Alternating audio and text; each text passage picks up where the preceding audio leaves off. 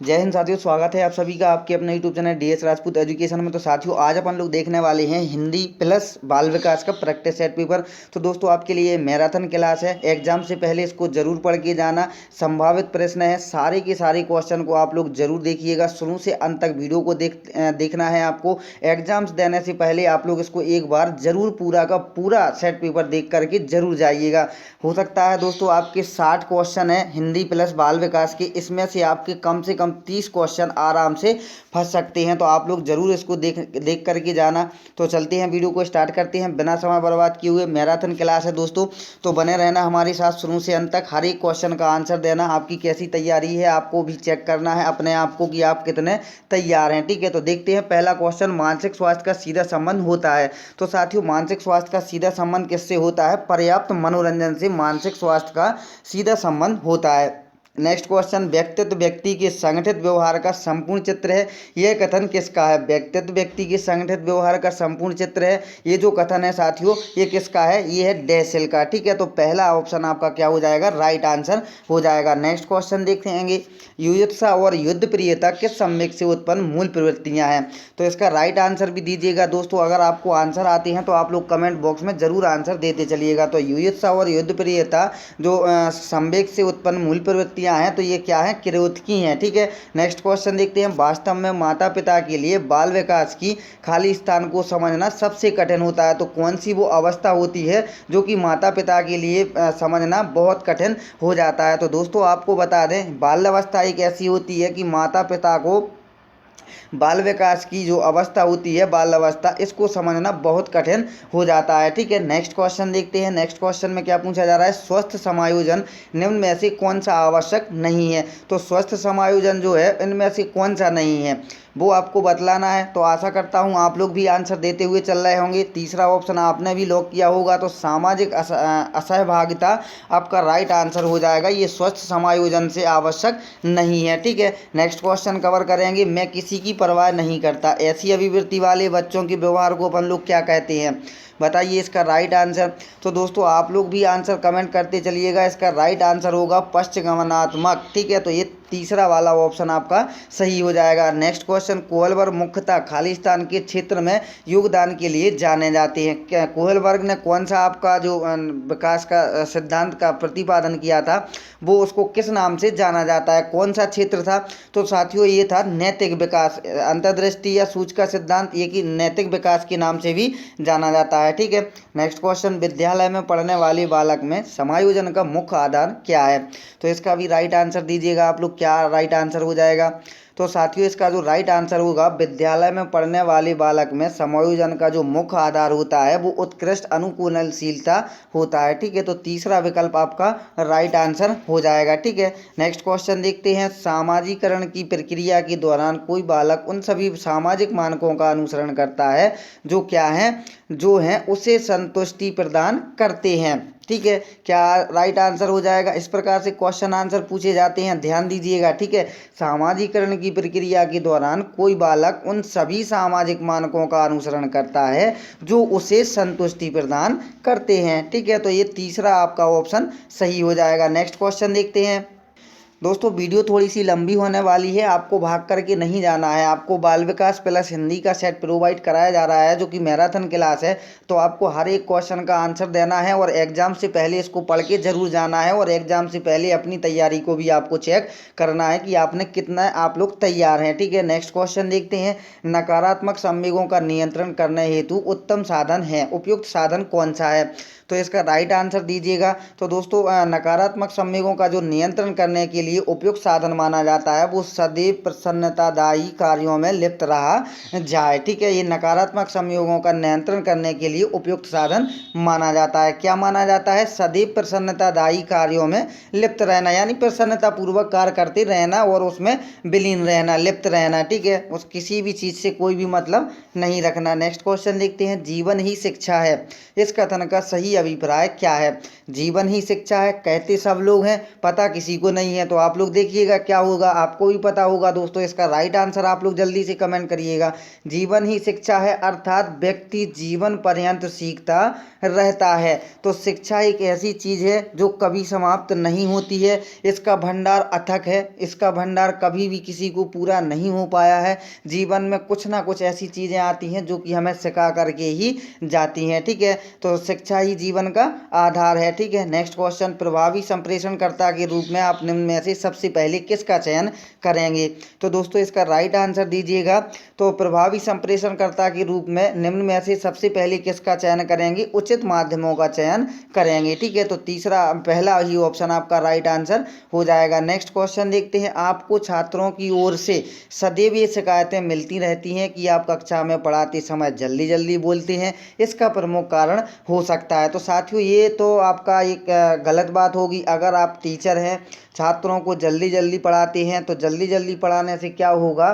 तो उसमें पढ़ाने की जो क्षमता होगी, आत्मविश्वास होगा, अपने अंदर आत्मविश्वास की कमी होगी। तो इसलिए आप लोग उस चीज़ को नकारात्मक रूप से ले रहे हैं और जल्दी जल्दी पढ़ाने का काम कर रहे हैं। तो इसका जो प्रमुख कारण हो सकता है कि आप में आत्मविश्वास की कमी झलकती है, ठीक है। तो ये इसमें यही चीज़ होगा, आत्मविश्वास की कमी झलकेगी। अगर आप लोग डिटेल के साथ, व्याकरण के साथ, व्याख्या के साथ पढ़ाएंगे बच्चों को तो उनको समझ में आएगा। अगर आप लोग एक स्पीड बना करके चलेंगे तो उनको कोई भी चीज़ समझ में नहीं आएगी, ठीक है। तो उनको शिकायत भी यही रहेगी। नेक्स्ट क्वेश्चन देखते हैं, किसी क्रिया को उत्तम अधिगम प्रविधि बनाने के लिए सदैव आवश्यक है?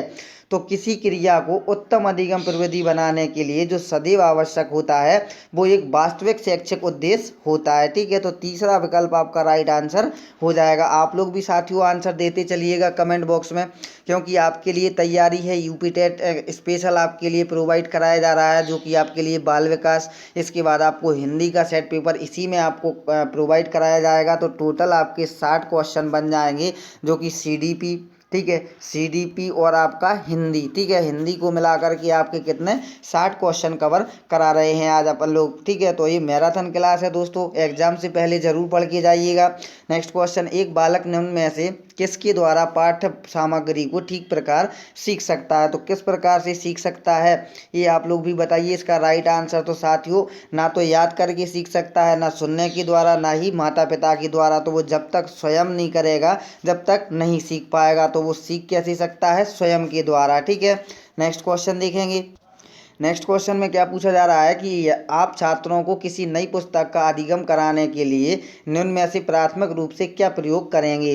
तो क्या प्रयोग करेंगे दोस्तों? बालकों के स्तर का ज्ञान प्राप्त करेंगे पहले, इसके बाद उनको शिक्षण कार्य प्रोवाइड कराएंगे। अधिगम क्या होता है? अधिगम यानी कि लर्निंग, लर्निंग यानी कि सीखना, ठीक है। तो सिखाने का जो कार्य होगा उससे पहले आपको बालकों के जो स्तर है, उनका बुद्धि लब्धि स्तर है, कितना उनको आता है, कितना उनको नहीं आता है, क्या आता है, क्या नहीं आता है, ठीक है। तो इसलिए बालकों के इस तरह का ज्ञान प्राप्त पहले करेंगे, ठीक है। नेक्स्ट क्वेश्चन, शिक्षा के क्षेत्र में समाज तभी उन्नति कर सकता है जब बालिका शिक्षा के को बालक का शिक्षा क्या हो, बालक शिक्षा कैसी हो? वो हो कि समान महत्व दिया जाए। बालक शिक्षा, बालिका शिक्षा को बालक शिक्षा के समान महत्व दिया जाए, ठीक है। नेक्स्ट क्वेश्चन, बुनियादी शिक्षा का स्वरूप क्या है? तो बुनियादी जो शिक्षा होती है उसका स्वरूप कैसा होना चाहिए? तो उसका आधारभूत शिक्षा होना चाहिए, ठीक है। क्या होगा? आधारभूत शिक्षा होना चाहिए। नेक्स्ट क्वेश्चन देखेंगे, बालकों में वृद्धि एवं विकास के उद्देश्य में सर्वश्रेष्ठ शिक्षण किस स्तर पर किया जाना आवश्यक माना जाता है? तो दोस्तों आप लोग लिए यूपी टेट का एग्जाम्स दे रहे हैं, तो अपन लोग जो बात करेंगे वो 1 से लेकर के 5 तक की क्लास की बात करेंगे। और ये जो मानी जाएगी ये प्राथमिक स्तर माना जाएगा आपका, ठीक है। क्या माना जाएगा? प्राथमिक स्तर माना जाएगा। तो इसका जो राइट आंसर जाएगा वो हमेशा आपको प्राथमिक स्तर ही लगाना है। अगर आप लोग प्राथमिक यानी प्राइमरी लेवल की यूपी टेट की तैयारी कर रहे हैं तो आपको जो भी क्वेश्चन पूछा जाएगा वो आपको प्राथमिक स्तर से ही रिलेटेड क्वेश्चन पूछा जाएगा, ठीक है। तो इसका भी राइट आंसर क्या होगा? 4th ऑप्शन, प्राथमिक स्तर। नेक्स्ट क्वेश्चन, छोटे बालकों की ज्ञानेंद्रियों को क्रियाशील व सक्षम बनाने के लिए अपन लोग क्या करेंगे? बताइए इसका भी राइट आंसर। तो साथियों, छोटे बालकों की जो ज्ञानेंद्रियां होती हैं उनको क्रियाशील और सक्षम बनाने के लिए उनको क्रियाशील रखना पड़ेगा, ठीक है। उनको हर चीज़ से परिपक्व बनाना पड़ेगा ताकि हर चीज़ में, हर माहौल में वो बच्चे ढल सकें, ठीक है। तो इसी प्रकार से नेक्स्ट क्वेश्चन देखते हैं कि यदि शिक्षक कक्षा में शिक्षण के समय कोई गंभीर त्रुटि कर जाता है तो उसे निम्नलिखित कार्य करना चाहिए। आप लोगों ने देखा होगा, आप लोग भी पढ़े होंगे दोस्तों, कई बार शिक्षक के द्वारा कोई त्रुटि हो जाती है, ठीक है। तो ऐसी त्रुटि होने के उपरांत क्या कार्य करना चाहिए, ये क्वेश्चन में पूछा जा रहा है। तो साथियों, वह अपनी त्रुटि को तुरंत स्वीकार कर लेता है। आपने भी देखा होगा कि जब भी किसी भी शिक्षक से, आपको भी पढ़ाते होंगे, तो कोई गलती हो जाती है, मैं भी आपको क्वेश्चन आंसर प्रोवाइड करा रहा हूँ, अगर मेरे से भी कोई गलती हो जाती है तो अपन लोग तुरंत क्या कह देते हैं, सॉरी, ठीक है। सॉरी शब्द का इस्तेमाल कर देते हैं, यानी कि गलती को तुरंत स्वीकार कर लेते हैं, ठीक है। नेक्स्ट क्वेश्चन देखेंगे, शिक्षा योजना में सर्वाधिक प्रभावी तत्व है। तो शिक्षा योजना में सर्वाधिक प्रभावी तत्व क्या है? तो शिक्षक बालक संबंध क्या है, शिक्षा योजना में सर्वाधिक प्रभावी तत्व माना जाता है, ठीक है। तो चौथा विकल्प आपका सही हो जाएगा आज का। सॉरी, नेक्स्ट क्वेश्चन देखते हैं, प्रेरणा बालकों में रुचि उत्पन्न करने की कला है। यह निम्न में से किस कथन का, ये किसका कथन है? क्या है? प्रेरणा बालकों में रुचि उत्पन्न करने की कला है। ये जो कथन है ये किस महोदय का है? तो साथियों, ये जो कथन है आपका, ये किसका है? थॉमसन का है, ठीक है। किसका है?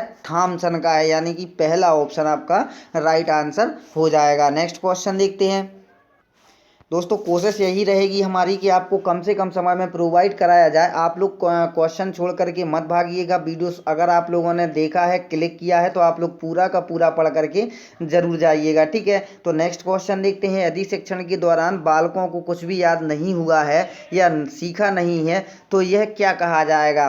तो दोस्तों, इसका आप लोग सीधा सीधा संबंध होगा कि शिक्षण कतई नहीं हुआ है। जब आप लोगों ने कुछ पढ़ा ही नहीं है, कुछ सीखा ही नहीं है, कुछ समझा ही नहीं है, तो वहाँ पर कैसा शिक्षण, ठीक है, किस बात का शिक्षण? जब आपको कोई भी उससे ज्ञानवर्धक बात नहीं प्राप्त हुई है, ठीक है, तो वो शिक्षण नहीं हुआ है। नेक्स्ट क्वेश्चन, यदि बालकों के एक समूह में कुछ मंदबुद्धि और कुछ प्रतिभाशाली छात्र हैं तो शिक्षक के लिए क्या बेहतर होगा?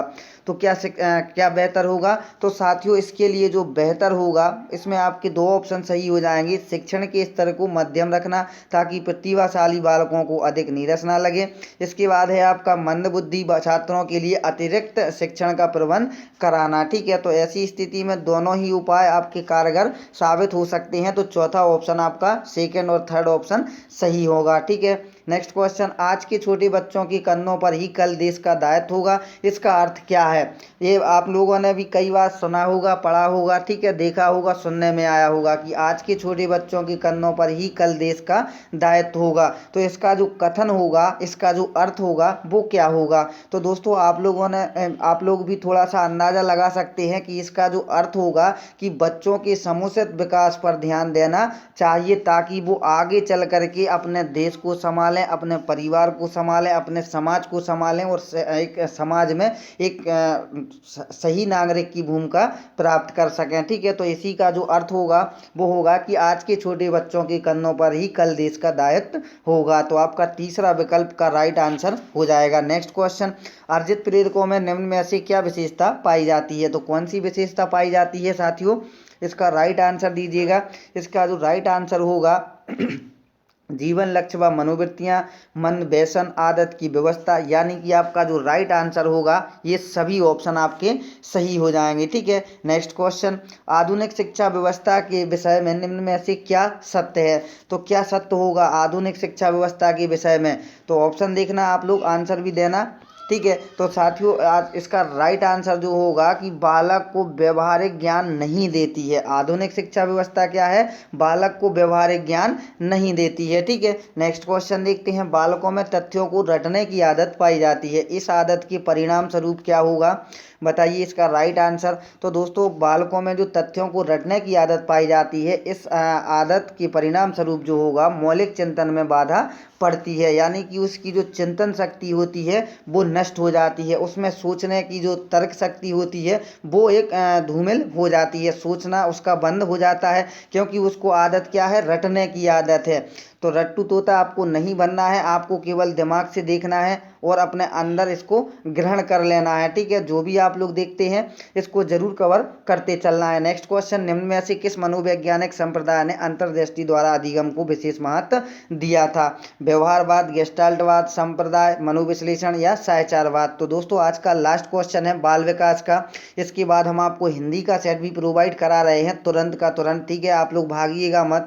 नेक्स्ट इसका जो राइट आंसर होगा वो गेस्टाल्ट संप्रदाय आपका राइट आंसर हो जाएगा, जो कि चौथे ऑप्शन दूसरे ऑप्शन में आपको दिखाई दे रहा है। तो दोस्तों अगर आप लोग इसी प्रकार से और भी सेट पेपर देखना चाहते हैं और अगर आपको ये क्वेश्चन आंसर पसंद आए हों, जो कि बाल विकास के क्वेश्चन आंसर अपन लोगों ने कवर कर लिए हैं, इसके बाद आपके लिए हिंदी का सेट पेपर प्रोवाइड कराया जाएगा इसी के बाद। तो अगर आप लोगों के लिए ये क्वेश्चन आंसर पसंद आए हैं तो वीडियो को जल्दी से लाइक कर दें, और जो भी हमारे भाई बहन पहली बार चैनल पर विजिट कर रहे हैं वो यूट्यूब चैनल को जरूर सब्सक्राइब कर लें। साथ में जो बेल आइकन की घंटी आएगी उसको ऑल नोटिफिकेशन पर क्लिक जरूर कर लें, ताकि आपका एग्जाम से पहले हम आपको सारे के सारे सब्जेक्ट प्रोवाइड करा देंगे, सारे के सारे इंपोर्टेंट क्वेश्चन प्रोवाइड करा देंगे, जो कि आपके यूपी टेट एग्जाम्स में 100% फंसने वाले हैं। पेपर आपका यहीं से बनेगा, तो आप लोग जरूर चैनल को सब्सक्राइब करें। इसके बाद आपको नेक्स्ट सेट पेपर प्रोवाइड कराया जाएगा, जो कि मैराथन क्लास रहेगी, उसमें भी 2 सब्जेक्ट होने वाले हैं। तो जरूर चैनल को सब्सक्राइब करें, और वीडियो को लाइक नहीं किया तो वीडियो को भी लाइक करें। चलते हैं, इसके बाद देखेंगे नेक्स्ट आप हिंदी का सेट पेपर। तो साथियों हिंदी का सेट पेपर देखने से पहले आपको एक जानकारी प्रोवाइड करा दें कि दोस्तों आपको इसमें हिंदी के सेट पेपर में गद्य और पद्य में से कम 10 नंबर से लेकर के 15 नंबर का आपको एक पैराग्राफ जरूर आएगा, जिसको कि आपको पढ़ कर के उसी में से आंसर देने होंगे। तो उसी प्रकार से हमने आपको ये भी प्रोवाइड कराया है। अभी तक अपने जितने भी सेट बन रहे थे उसमें आपको इस प्रकार से गद्य और पद्य प्रोवाइड नहीं कराए गए थे।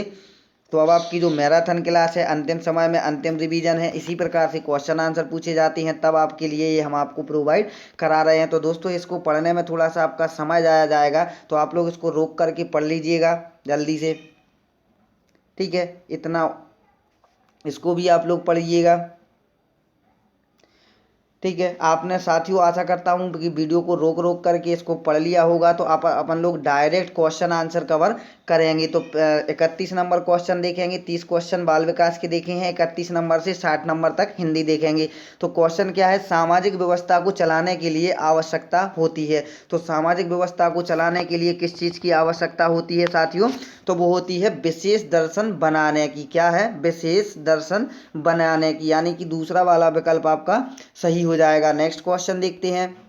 नेक्स्ट क्वेश्चन में क्या पूछा जा रहा है कि समाज के लिए दर्शन महत्वपूर्ण है क्योंकि। तो समाज के लिए दर्शन महत्वपूर्ण क्यों है वो आपको बतलाना है। तो दोस्तों इसका जो राइट आंसर जाएगा वो समाज के लिए दर्शन महत्वपूर्ण है क्योंकि इससे समाज की व्यवस्था संचालित होती है। समाज का दर्शन महत्वपूर्ण है क्योंकि इससे समाज की व्यवस्था संचालित होती है। ठीक है, नेक्स्ट क्वेश्चन, आपको ये क्वेश्चन के आंसर इसी में से पैराग्राफ में से ही मिलने वाले हैं। ठीक है, समाज में जीवन प्रतीयमान उपयोगिता के आधार पर नहीं चल सकता है। क्यों नहीं चल सकता है? इसका भी कारण है दोस्तों। तो इसका क्या कारण होगा कि एक ही बात भिन्न भिन्न क्षेत्रों में उचित या अनुचित हो सकती है, इसलिए समाज में जीवन प्रतीयमान उपयोगिता के आधार पर नहीं चल सकता है। तो इसका राइट आंसर क्या होगा? तीसरा ऑप्शन आपका राइट आंसर हो जाएगा। नेक्स्ट क्वेश्चन देखते हैं, विवेकशील मनुष्य को कष्ट पहुंचाने वाले विरोधाभास हैं। तो वो विरोधाभास क्या हो जाएंगे? तो साथियों इसका राइट आंसर भी दीजिएगा आप लोग, क्या हो जाएंगे? वो आपका राइट आंसर जो जाएगा समाज विशेष के लिए नैतिक मूल्य व नियमों का निर्धारण है। ठीक है, तो ये तीसरा विकल्प आपका राइट आंसर हो जाएगा। नेक्स्ट क्वेश्चन देखते हैं, अनुचित में कौन सा उपसर्ग है? तो उपसर्ग आपको पता है, उपसर्ग कहाँ लगता है? शब्द के आगे लगता है, और आपका जो प्रत्यय होता है वो शब्द के पीछे लगता है। तो जैसे अनुचित लिखा है, अनुचित। ठीक है, तो अगर आपसे प्रत्यय पूछा जाता तो इत प्रत्यय आता। कौन सा प्रत्यय आता? इत प्रत्यय आता। ठीक है, अगर आपसे अनुचित में उपसर्ग पूछा गया है तो उपसर्ग कौन सा होगा साथियों? उपसर्ग होगा आपका अनुचित। अनुचित। ठीक है, तो क्या आएगा? अन आएगा, ना कि अनु आएगा। ठीक है, तो चित, ठीक है। तो अनुचित में आपका कौन सा उपसर्ग आ जाएगा, आपका अन आ जाएगा। तो कौन सा राइट आंसर होगा 35 नंबर क्वेश्चन का आंसर, सेकंड ऑप्शन आपका राइट आंसर हो जाएगा। नेक्स्ट क्वेश्चन देखते हैं, निम्नलिखित वाक्य में विशेष शब्द है। तो निम्नलिखित वाक्य में विशेष शब्द आपको बतलाना है। मेरी कक्षा में 20 छात्र हैं, इसमें विशेष शब्द आपको बतलाना है, ठीक है। तो विशेष शब्द क्या होगा, विशेष कौन होगा, तो मेरी कक्षा में 20 छात्र हैं। तो विशेष कौन है, विशेष आपका हो जाएगा दोस्तों छात्र, ठीक है। तो ये चौथा विकल्प आपका सही हो जाएगा। नेक्स्ट क्वेश्चन देखेंगे। नेक्स्ट क्वेश्चन में क्या पूछा जा रहा है कि नीचे दिए गए विकल्पों में से नक शब्द के लिए पर्यायवाची शब्द चुनना है। तो नक का पर्यायवाची क्या होगा, पर्वत, तरी, किंकर या स्तर। तो इसका राइट आंसर क्या होगा दोस्तों, नक का जो शब्द के लिए पर्यायवाची शब्द होगा वो क्या होगा, पर्वत होगा, ठीक है। नेक्स्ट क्वेश्चन देखते हैं, आग्रह शब्द के सटीक विलोम शब्द का चयन आपको करना है। तो आग्रह शब्द का जो विलोम होगा वो क्या होगा, आग्रह का विलोम शब्द क्या होगा, आग्रह का दुराग्रह होगा और दुराग्रह का आग्रह होगा, ठीक है। तो इस प्रकार से आपके ये क्वेश्चन पूछे जाते हैं, सेम टू सेम क्वेश्चन इसी प्रकार से आपसे पूछे जाएंगे दोस्तों यूपी टेट एग्जाम्स में। तो आप लोग जरूर बने रहिएगा, मत भागिएगा। आप लोग भाग जाते हैं वीडियो को बीच में ही छोड़ करके, ठीक है, तो मत भागिएगा आप लोग। नेक्स्ट क्वेश्चन देखते हैं, दिए गए विकल्पों में से तत्सम शब्द आपको चुन करके बताना है। तत्सम और तद्भव आपको पूरा एक अलग से वीडियो प्रोवाइड कराया गया था, ठीक है। तो अब इसमें से आपको तत्सम शब्द चुनना है। तो तत्सम शब्द क्या होगा, विवाह होगा, क्या होगा, विवाह होगा, ठीक है। नेक्स्ट क्वेश्चन, दिए गए विकल्पों में से तत्सम शब्द फिर चुनना है आपको, क्या होगा, हंसी, कपूर, ओज, आम। तो इसका राइट आंसर भी क्या होगा, तत्सम शब्द जो होगा वो ओज होगा। जो आपको थोड़ा सा हट करके मिले उसी पे आप लोग टिक करते चलिएगा, ठीक है। नेक्स्ट क्वेश्चन, हर काम को देर से करने वाला के लिए एक शब्द क्या होगा। जो कोई भी कार्य करता हो और हमेशा देर से करता हो उसके लिए अगर अपन लोग एक शब्द में कहना चाहेंगे तो उसको एक शब्द में क्या कहेंगे दोस्तों, विलंबी कहेंगे, क्या कहेंगे, विलंबी कहेंगे, ठीक है। नेक्स्ट क्वेश्चन देखते हैं, भाषा का मानक रूप बालक कहाँ सीखता है। तो भाषा का जो मानक रूप सीखता है बच्चा वो कहाँ सीखता है, तो साथियों वो विद्यालय में सीखता है, ठीक है। आपके जो घर में परिवार में जो भाषा बोली जाती है वो एक अलग भाषा होती है, लेकिन भाषा का एक जो मानक रूप होता है वो कहाँ सीखता है बच्चा, विद्यालय में सीखता है, ठीक है। नेक्स्ट क्वेश्चन, भाषा वह व्यापार है जिससे हम शब्दों के द्वारा विचार को व्यक्त करते हैं। ये जो कथन है ये किसका कथन है, भाषा वह व्यापार है जिससे हम शब्दों द्वारा विचार को व्यक्त करते हैं। ये कथन किसका है, पाणिनि का है, पतंजलि का है, मतीराम का है या इनमें से कोई नहीं। तो दोस्तों भाषा वह व्यापार है जिससे हम शब्दों का विचार को व्यक्त करते हैं, ये किसका है, कथन पतंजलि का है, ठीक है। तो ये सेकंड ऑप्शन आपका राइट आंसर हो जाएगा। नेक्स्ट क्वेश्चन, संप्रेषण कहलाता है। तो संप्रेषण क्या कहलाता है, भावों एवं विचारों का आदान प्रदान क्या कहलाता है, संप्रेषण कहलाता है। तो आपका क्या होगा, पहला ऑप्शन राइट हो जाएगा। नेक्स्ट क्वेश्चन देखते हैं। नेक्स्ट क्वेश्चन में क्या पूछा जा रहा है कि 15 दिन में एक बार छपने वाली पत्रिका को कहा जाता है। Very very important question, star बनाइएगा। अगर आप लोग चाहें तो इसको नोट भी कर सकते हैं। तो 15 दिन में एक बार जो छपने वाली पत्रिका है उसको क्या कहा जाता है, तो साथियों उसको कहा जाता है पाक्षिक पत्रिका। जो एक सप्ताह में छपती है उसको साप्ताहिक पत्रिका, जो मासिक यानी कि एक माह में छपती है उसको मासिक पत्रिका, जो एक साल में छपती है उसको वार्षिक पत्रिका कहते हैं, और जो 15 दिन में छपती है उसको क्या कहते हैं, पाक्षिक पत्रिका कहते हैं। तो साप्ताहिक 7 दिन में पूछा जाता है आप लोग तुरंत आंसर दे पाते, ठीक है। लेकिन 15 दिन का पूछा जाएगा अगर आपसे तो आपको राइट आंसर क्या देना है, पाक्षिक पत्रिका कहा जाता है 15 दिन में छपने वाली पत्रिका को, ठीक है। अब नेक्स्ट क्वेश्चन देखना है, शुद्ध वर्तनी का आपको चयन करना है। ऐसे शब्द जब भी आपको सामने दिखाई दें तो आप लोग एक बार इसको लिख करके चेक कर सकते हैं। तो आकस्मिक लिखा हुआ है तो आकस्मिक कैसा लिखा जाता है, इस प्रकार से। तो सेकंड ऑप्शन आपका मैच कर जाएगा, तो यही आपका राइट आंसर हो जाएगा। आमिष को विपरीतार्थक बनाने के लिए आप किस उपसर्ग का प्रयोग करेंगे। तो अगर आपको आमिष को विपरीतार्थक बनाना है तो किस उपसर्ग का प्रयोग होगा साथियों, तो वो होगा निहि आमिष, ठीक है। तो ये आपका तीसरा वाला विकल्प सही हो जाएगा। नेक्स्ट क्वेश्चन, रमणीयार्थम प्रतिपादकम शब्दम काव्यम, काव्य की यह परिभाषा किसने दी है। तो संस्कृत का भी क्वेश्चन पूछ लिया जा सकता है। पंडित राज जगन्नाथ विश्वनाथ कुंतक या अभिनव गुप्त। ठीक है, तो इसका जो राइट आंसर जाएगा वो पंडित राज जगन्नाथ के द्वारा ये परिभाषा दी गई है। ठीक है, नेक्स्ट क्वेश्चन, वात्सल रस की सर्वप्रथम चर्चा किसने की थी? तो वात्सल रस की सर्वप्रथम चर्चा किसने की थी? भरत, मोहम्मद, अभिनव गुप्त या विश्वनाथ। तो दोस्तों ये जो इसकी चर्चा की थी वात्सल रस की विश्वनाथ जी ने की हुई थी। नेक्स्ट क्वेश्चन, विस्मय कौन सा भाव है? तो विस्मय कौन सा भाव है? 50 नंबर क्वेश्चन का जो राइट आंसर होगा वो स्थायी भाव आपका राइट आंसर हो जाएगा। चलते हैं नेक्स्ट क्वेश्चन की ओर।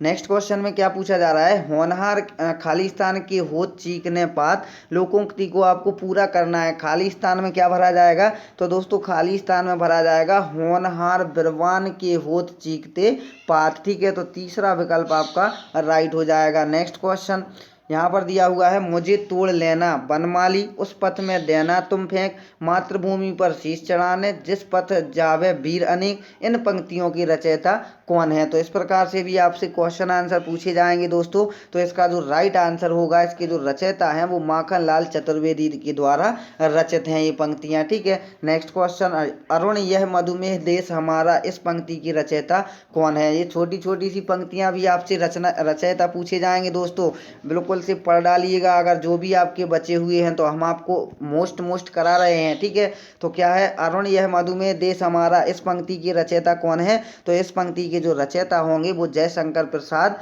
जी हो जाएंगे। ठीक है, तो दूसरा ऑप्शन आपका सही हो जाएगा। विनय पत्रिका की भाषा है। विनय पत्रिका की भाषा कौन सी है? तो विनय पत्रिका की जो भाषा है वो ब्रज भाषा है। ठीक है, नेक्स्ट क्वेश्चन देखते हैं। नेक्स्ट क्वेश्चन है आपका, कनक कनकते सौगुनी मादकता अधिकाय या खाए बोराय जग बाबाय बैराय। ठीक है, बोराय। तो प्रस्तुत पंक्तियों में कौन सा अलंकार है? तो दोस्तों इसमें आपको एक चीज दिखाई दे रहा होगा, कनक। ठीक है, कनक कनक, तो अर्थात कनक कनक, एक कनक का अर्थ है धतूरा। ठीक है, एक कनक का अर्थ है धतूरा, एक कनक का अर्थ है सोना। तो दोस्तों ऐसी स्थिति जब भी आपको धतूरा आप लोग खा लें या आपको अधिक सोना मिल जाए तो दोनों स्थिति में आप लोग क्या हो जाओगे? बावले हो जाओगे। तो हमारा कहने का अर्थात तात्पर्य ये है दोस्तों कि जहाँ पर एक ही शब्द की पुनरावृत्ति 2 बार हो रही हो या बार बार हो रही है और उसका अर्थ अलग अलग हो, वहाँ पर कौन सा अलंकार होता है? वहाँ पर यमक अलंकार होता है। ठीक है, तो आपका राइट आंसर जाएगा चौथे ऑप्शन के साथ। नेक्स्ट क्वेश्चन देखते हैं, पपड़ी झुंड बादल ये किस शब्द के अनेकार्थी हैं? तो इसका भी राइट आंसर दीजिएगा। तो दोस्तों ये कच्छ के आपके अनेकार्थी शब्द हैं, पपड़ी झुंड बादल। ठीक है, नेक्स्ट क्वेश्चन, लौकिक शब्द में प्रत्यय है। लौकिक प्रत्यय हमने आपको क्या बताया था पीछे? लौकिक, तो इसमें कौन सा लगेगा? एक प्रत्यय आपका लग जाएगा, जो कि चौथा विकल्प सही हो जाएगा। अब आपको नेक्स्ट क्वेश्चन दोस्तों, अगर आप लोगों ने ये सेट पेपर देखा होगा तो हर एक टॉपिक से कम 2 या 3 क्वेश्चन आपको हिंदी में सारे के सारे क्वेश्चन आपको प्रोवाइड कराए गए हैं। पूरा का पूरा हिंदी का निचोड़ आपको प्रोवाइड करा दिया है। तो दोस्तों अगर आप अब भी आपको शिकायत रहती है, अगर अब भी आप लोग पूरा सेट पेपर नहीं देखते हैं तो आप लोग बहुत बड़ी गलती करने वाले हैं। तो ज़रूर इसको देखिएगा। जो भी हमारे भाई बहन जुड़े हैं हमारे साथ, हर एक क्वेश्चन को कवर करते हुए जरूर चलेंगे। नेक्स्ट क्वेश्चन है, बागजाल का संधि विच्छेद होगा। तो बागजाल का जो संधि विच्छेद होगा दोस्तों वो क्या होगा? बाक प्लस जाल। बाग प्लस जाल, पहला ऑप्शन आपका सही हो जाएगा। नेक्स्ट क्वेश्चन देखते हैं। नेक्स्ट क्वेश्चन में निम्नलिखित में द्विगु समास का उदाहरण है। तो द्विगु समास का उदाहरण कौन सा होगा? तो द्विगु समास आप लोग समझते ही होंगे, जहां पर संख्या की बात की जाए। ठीक है, जहां पर संख्या की बात हो वहां पर क्या कौन सा समास होगा? द्विगु समास होगा। ठीक है, ये छोटा सा पॉइंट है आपके लिए। तो इसका जो राइट आंसर होगा दोस्तों वो क्या होगा? तो देखना आप लोग, त्रिभुवन, तीन त्रिभुवन। ठीक है, तीन शब्द आ रहा है ना इसमें, त्रिभुवन यानी 3 भवन। ठीक है, 3 भवन, त्रिभुवन। ठीक है, तो इसमें कौन सा समास होगा? द्विगु समास हो जाएगा। आज का लास्ट क्वेश्चन देखते हैं, क्रिया का आधार सूचित करने वाला कारक है। तो आप लोग कारक से भी आपको क्वेश्चन प्रोवाइड किया गया है। क्रिया का आधार सूचित करने वाला कारक है अपादान कारक, संप्रदान कारक, अधिकरण कारक या संबंध कारक। तो दोस्तों इसका जो राइट आंसर होगा वो कौन सा आपका राइट आंसर होगा? कौन सा कारक होगा? अधिकरण कारक आपका राइट आंसर हो जाएगा। तो आशा करता हूँ दोस्तों आपको ये सेट पेपर पसंद पसंद आया होगा, जो कि आपके लिए बाल विकास प्लस हिंदी का सेट प्रोवाइड कराया गया था।